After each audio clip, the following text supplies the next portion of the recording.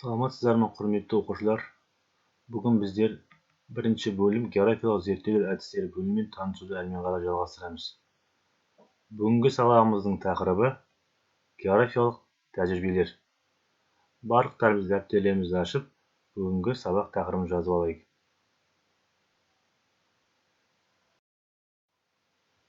Бүгінгі сабағымыздың мақсаты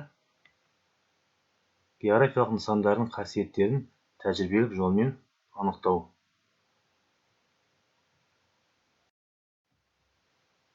Жақсы, енді өткен сабақ бойынша сіздерге бірнеше сұрақтар қойғым келіп тұр. Сол сұрақтарға жауап берейік. Бірінші сұрақ: географиялық дерек көздерінің түрлерін атаңдар. Жақсы, керемет. Екінші сұрақ: картадан алынған мәліметтерді қайда қолдануға болады? Өте жақсы. Келесі сұрақ: оқулықтағы суреттерден, нысандардан, құбылыстардан қандай ақпарат алуға болады? Өте жақсы. Келесі сұрақ: ғарыштан түсірілген суреттерді көбінесе қайда қолданады?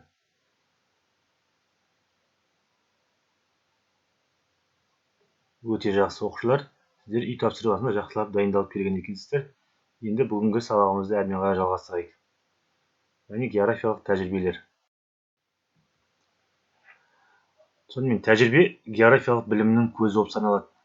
Білесіздер, география пәнінде әртүрлі тәжірибе жүргізу арқылы географиялық нысандардың қасиеттерін анықтауға болады. Бірақ та тәжірибе жасау ұзақ уақытты қажет етеді. Сондықтан да көбіне тәжірибе жұмыстары үйірме факультатив сабақтарында жасалған дұрыс. Сонымен қатар тәжірибе жұмыстары міндетті түрде мұғалімнің қатысуымен жүргізілуі қажет.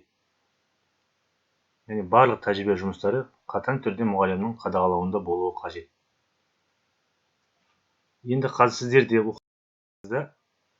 оқулықпен жұмыс жасаймыз. Оқулықта литосфера бөлімі бойынша бірнеше жүзілген тәжірибелермен танысып, соларға қорытынды жасап өтсеңіздер. Бірінші тәжірибе минералдар және оның қасиеттерін анықтауға. Екінші тәжірибе тау жыныстарының су өткізгіш қасиетін анықтауға. Үшінші тәжірибе кемпірқосақ қалай пайда болады. Төртінші тәжірибе жел және оның әрекеті. Осы төрт тәжірибемен танысып, осылардың қорытындысын дәптерлеріңізге жазып өтсеңіздер өздеріңіз.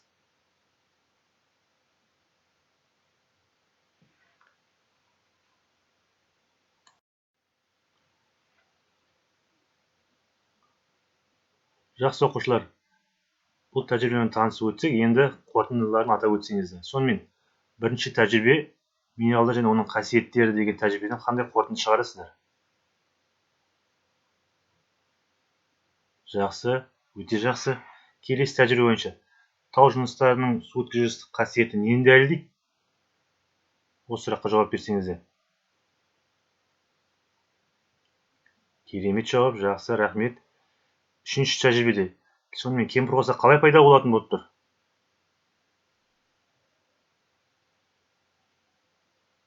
Өте жақсы. Төртінші соңғы тәжірибе жел және оның әрекеті.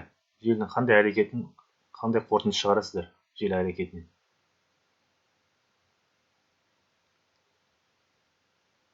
Өте жақсы. Балалар, сіздер жақсы жұмыс жасадыңыздар. Көп рахмет.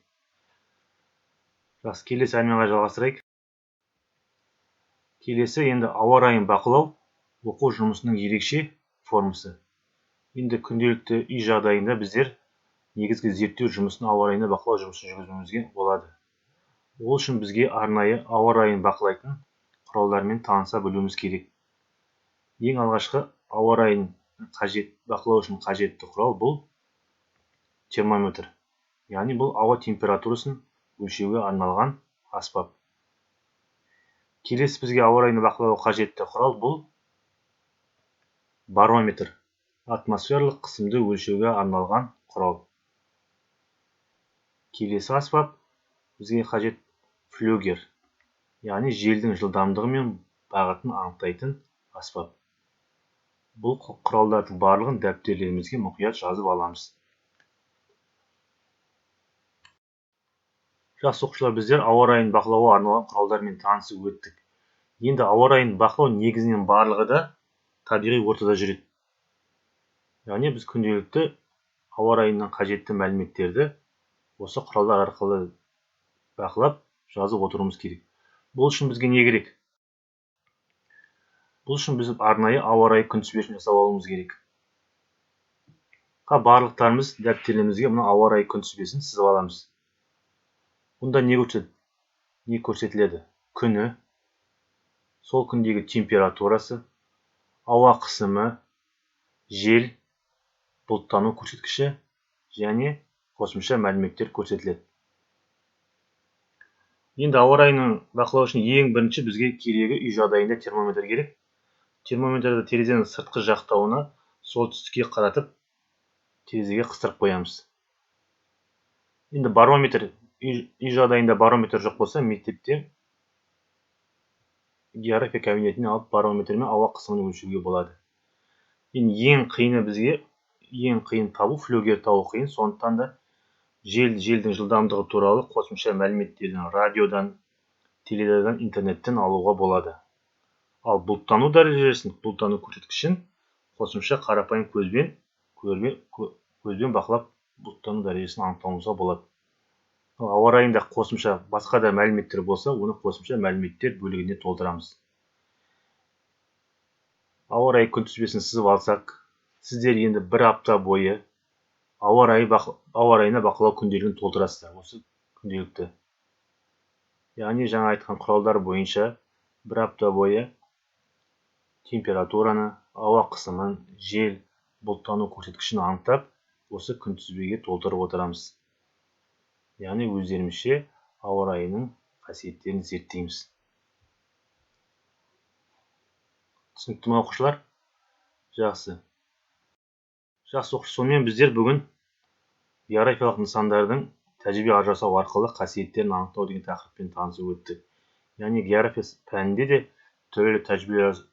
география кабинетінде түрлі тәжірибе жасау арқылы әртүрлі табиғи нысандардың қасиеттерін анықтауға болады екен.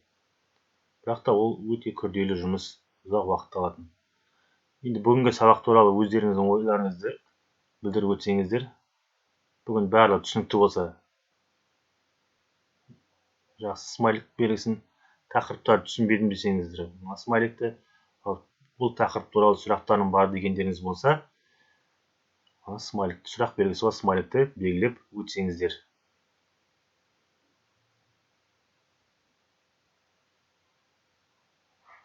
Жақсы, рахмет.